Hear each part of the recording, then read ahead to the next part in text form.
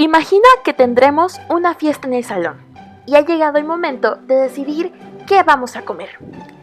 Pero al momento de proponer y votar, descubres que solo los niños pueden participar en esa decisión.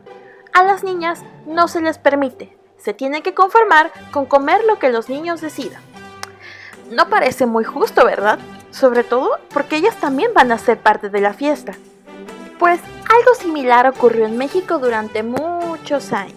De todos los presidentes de los que has oído hablar en este quinto grado, ninguno de ellos, absolutamente ninguno, fue votado por una mujer, ya que las mexicanas no contaron con ese derecho hasta después de 1953.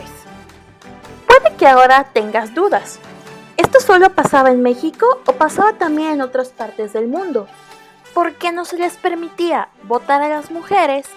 ¿Y cómo fue que consiguieron ese derecho? Bueno, sobre eso aprenderemos el día de hoy.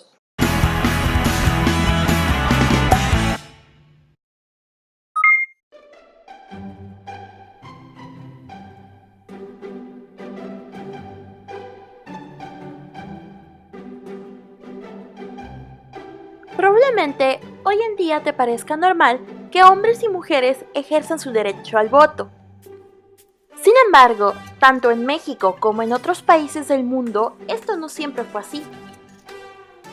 Para poder comprender mejor este tema, será necesario ir hasta Inglaterra a principios del siglo pasado.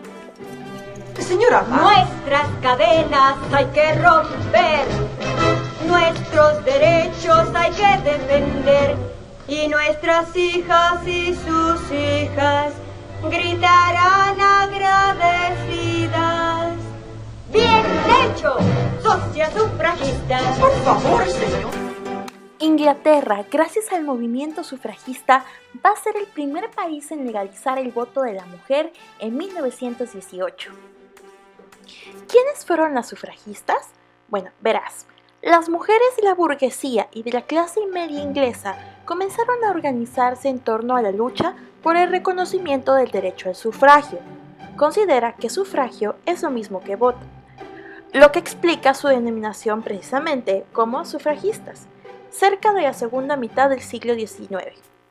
Las sufragistas no solamente lucharon por los derechos políticos de las mujeres, sino también por la igualdad entre otros aspectos y campos.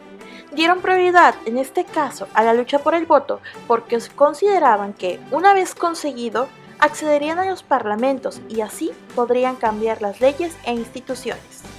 Su movimiento generó una especie de efecto dominó alrededor de varios países donde las mujeres también reclamaron su derecho al voto y a ser reconocidas con igualdad.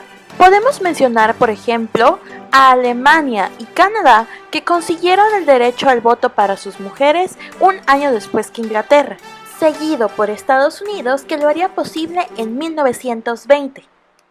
9 años después, Ecuador se convertiría en el primer país en conseguir el voto para la mujer en Latinoamérica, seguido por Brasil y Uruguay en 1932 y con Argentina uniéndose en 1947. Pero ahora, regresemos a México y veamos cómo fue posible legalizar el voto para las mujeres mexicanas. Lo primero que debes considerar es que México recién había salido de años de lucha armada ocasionada por la Revolución Mexicana. ¿Recuerdas? La guerra de caudillos, la lucha por el poder, quién merecía ser presidente y bueno, todo lo que estudiamos en el bloque anterior básicamente. Aun cuando la participación de las mujeres fue tan importante para la Revolución Mexicana, al momento de tomar decisiones, ellas no fueron consultadas ni consideradas, por lo que la Constitución de 1917 las excluyó por completo de la vida política y la toma de decisiones del país. No se les permitía el derecho al voto, ni tampoco la posibilidad de ser electas con cargos públicos. Con el paso de los años, esa desigualdad se hizo cada vez más evidente, e influenciadas por los hechos que habían ocurrido en otras partes del mundo, las mujeres reclamaron el derecho que se les estaba negando de poder participar en la vida política del país. Uno de los primeros hechos relevantes dentro de esta lucha fue el congreso que se celebró en mayo de 1923. La sección mexicana de la Liga Panamericana de Mujeres convocó al primer Congreso Nacional Feminista. De las principales demandas que salieron de ahí estaban la igualdad civil, para que la mujer pudiera ser candidata a cargos administrativos, al igual que emitir el sufragio. Como consecuencia de este congreso, en San Luis Potosí, la mujer pudo votar desde ese año, y en Yucatán, Elvia Carrillo Puerto fue la primera mexicana en la historia electa como diputada al Congreso local, pero desafortunadamente tuvo que renunciar por las presiones sociales de la época. Con altas y bajas, la lucha por el voto continuó en México. Varias décadas más tarde, finalmente se lograría. En 1952, el candidato a la presidencia entonces, Adolfo Ruiz Cortines, fijó como promesa de campaña el legalizar el voto femenino en México a nivel federal. Fue así como el 17 de octubre de 1953 se volvió legal que la mujer participara en la vida política del país.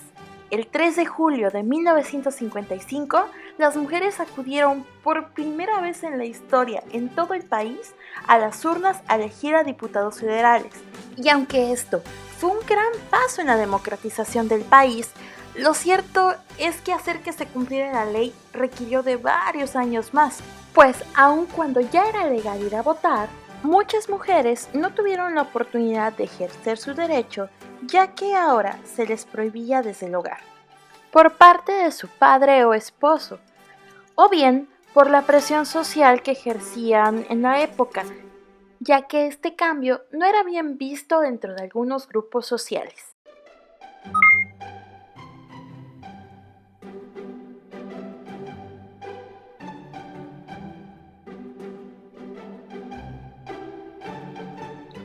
Se alega que hay que hacer justicia a la mujer, dándole los derechos políticos que no ha tenido. Yo diría que la mujer mexicana tiene toda la justicia grandiosa que ha debido tener. La madre mexicana es la que forma el corazón del niño, es la que educa su espíritu, es la que imparte la religión, y eso es una gran cosa en una sociedad. El hombre no tiene esas misiones en el hogar, porque sus ocupaciones públicas le impiden dedicar su tiempo a esas cuestiones. La mujer mexicana maneja los dineros del hogar e influye en su marido. ¿Qué más quiere? Yo temo francamente que las actividades políticas de la mujer vayan a contribuir a descuidar más el hogar. Es necesario incorporar a todas las mujeres para que puedan obtener mayores beneficios en el trabajo, cuando deben atender a su propio sostenimiento económico o el de su familia, o bien para que puedan prestar una mejor calidad de vida a la sociedad en que viven, o para que sea, en fin, una compañera más digna del hombre. Por encima de todo esto está su propio derecho natural de ser humano, ante el que tienen que rendirse los pueblos por un principio moral, por el principio político que entraña la democracia, y por los principios humanos declarados y firmados unánimemente.